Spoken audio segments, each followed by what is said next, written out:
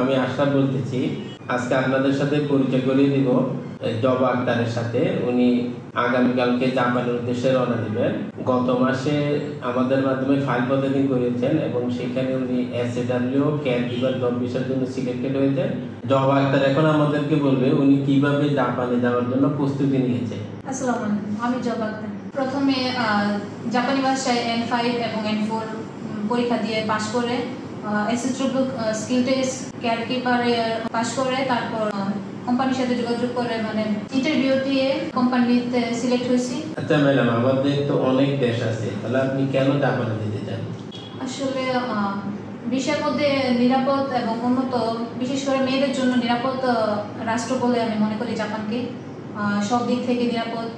জাপানের লাইফস্টাইল এবং বেতনের দিক থেকেও অনেক ভালো। সব দিক থেকে মিলিয়ে মনে হচ্ছে আমার যে জাপান আমার জন্য সবচেয়ে বেস্ট একটা রাষ্ট্র, তাই আমি জাপান যাওয়ার সিদ্ধান্ত নিলাম।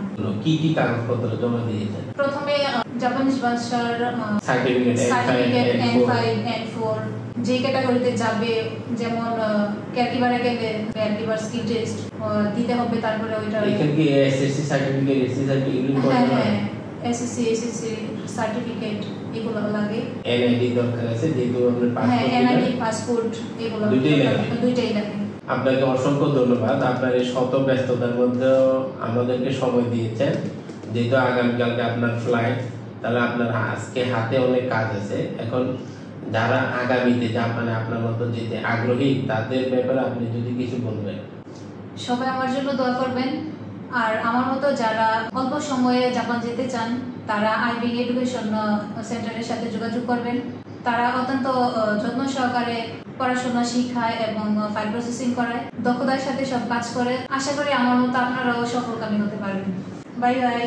Bye bye.